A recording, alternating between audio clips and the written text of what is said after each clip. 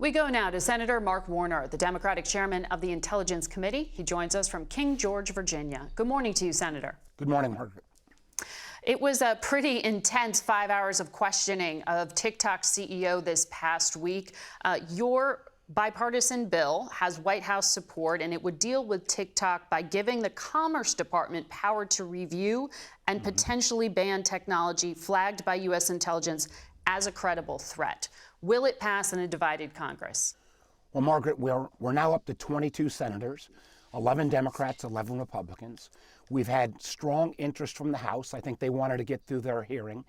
And clearly, while I appreciated Mr. Hsu's testimony, he just couldn't answer the basic question. At the end of the day, TikTok is owned by a Chinese company, ByteDance, and by Chinese law, that company has to be willing to turn over data to the Communist Party, or, and one of my bigger fears, we got 150 million Americans on TikTok, average of about 90 minutes a day, and how that channel could be used for propaganda purposes or mis or disinformation advocated by the Communist Party. But has the White House made clear to you that they want this bill to pass and do intend to ban it, or is a forced sale more likely? Well, I think the White House is very in favor of this bill. And clearly, this is not just a phenomenon in America. We've seen Canada act. We've seen the UK act. Matter of fact, the Dutch said, if you're a media person, please get off of TikTok. The Chinese are spying on you. India's already banned the bill, banned it outright. We give the Secretary of Commerce the tools to ban, to force a sale, other tools. And end of the day, one of the things that may lead to a ban is the Chinese Communist Party has said they felt like the algorithm, the source code that resides in Beijing is so important that they'd rather see a ban than give that source code up to be placed in a third country, which again, I think speaks volumes about the potential threat that this application poses. Well, the Commerce Secretary, though, recently said that the politician in her thinks a ban will mean losing every voter under 35 forever. And if you look at use of TikTok, I mean, just last week, President Biden showed up in celebrity videos on TikTok from the White House. Plenty of lawmakers, including your Democratic colleague, Senator Cory Booker, uses it. A number of House progressives use it. Given how important this platform is to Democrats, can you actually get TikTok taken care of before 2024, when you might need it for political outreach? Well, Margaret, I think there's a lot of creative activity that goes on TikTok. But I absolutely believe that the market, if TikTok goes away, the market will provide another platform. And at the end of the day, that could be an American company, it could be a Brazilian company, it could be an Indian company.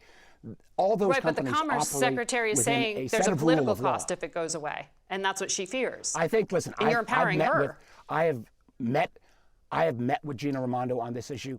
I think she will make very clear that she believes TikTok is a threat as well. And listen, if at the end of the day, you could end up with a forced sale, and that forced sale also makes sure that the core algorithm, the source code, resides someplace different than China, that could be an outcome that would be successful as well. But end of the day, you cannot have American data collected, nor can you have the ability for the Communist Party to use TikTok as a propaganda tool. 60% of the company is owned by other investors, including U.S. firms.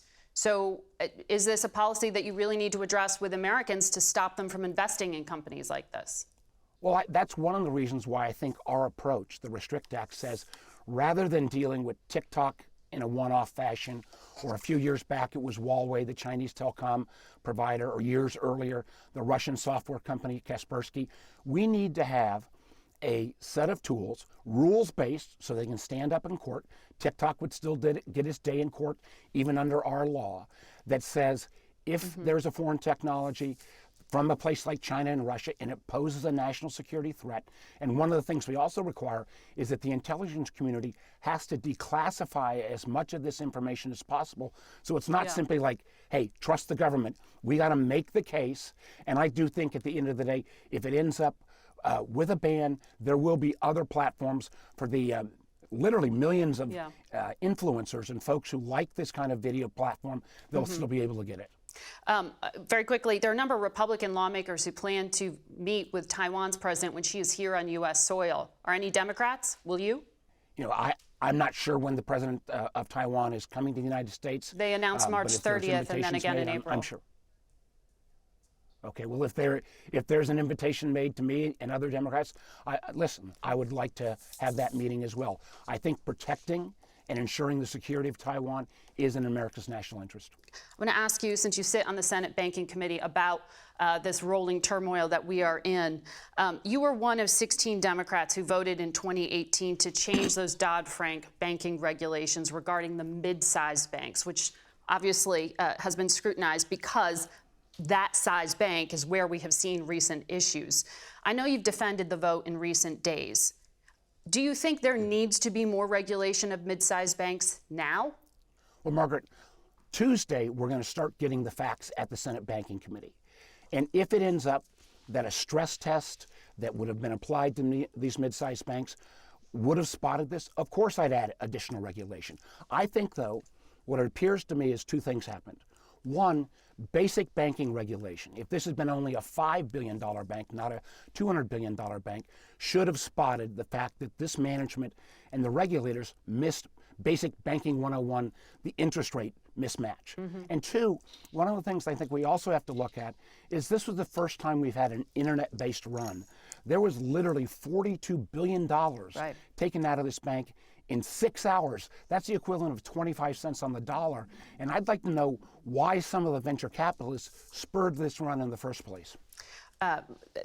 Interesting topic. I want to ask you, though, as well about your relationship with SVB Bank and political donations. USA Today had a great big list of all of the entities SVB's Political Action Committee or CEO had donated to. It's the DNC. It's President Biden's 2020 campaign. Senator Schumer says he's going to give back the money he received or donated. Representatives Maxine Waters, Ro Khanna have returned the donations. You received $21,600 from their Political Action Committee, nearly $6 grand from its CEO. Do you feel any pressure to give those funds away? Is there a point to it? Well, first of all, Margaret, campaign contributions have never affected my policy choices. They never have, and they never will. We're going to hear the facts on Tuesday. And if there's malfeasance at the bank, of course I'm going to give the money back. Okay. Senator, before I let you go, I want to just follow up on what you shared with us when we spoke back in January, when you were very frustrated that the administration wasn't sharing more information about the classified materials improperly held by the current president when he was out of office and the former president. You've been briefed. Any more clarity on this? Any further information? We need more information about these documents, and more importantly, we need to make sure that what the intel community has done to mitigate the harm. And we're still in conversations with the Justice Department. The administration's position does not pass the smell test. We've got a job not to go into the legal ramifications, but to make sure that the intelligence community has done what's right. And we've got some additional tools. We can restrict some of the spending. We're in active conversations with the Justice Department, but we've got to get those documents. Specific to what just happened this week in Syria with the Iranian-aligned group's attack on U.S. presence there, are you satisfied with the amount of information that's being shared? What is going on? And should there be a more robust response from the Biden administration to stop these kind of attacks? Well, we've got a few thousand troops there in Syria and Iraq. I've been briefed by the intel community, protecting, frankly, the Kurds who are wiping out the remnants of the ISIS forces, and frankly, helping guard some of the ISIS prisoners. It has been a dangerous area, but I think the administration's response has been appropriate so far. Some of your Republican colleagues have publicly complained, though, that the attack that was fatal Thursday morning wasn't briefed to Congress until Thursday night. Does that concern you? I mean, Iran was a key topic being discussed on the Senate floor that day. We have no illusions about the malicious nature of the Iranian regime and how they help these groups in Syria, Iraq, and frankly, across the whole region. But in this case, I do think the administration briefed us in an appropriate way. And I think the response to the missile fire or the drone attack from one of these Iranian sponsors groups, that's a dangerous part of the world. But our troops are doing something that's terribly important in terms of making sure that we eliminate the final vestiges of ISIS. All right, Senator Warner, thank you for your time today. Face the Nation will be back in a minute. Stay with us.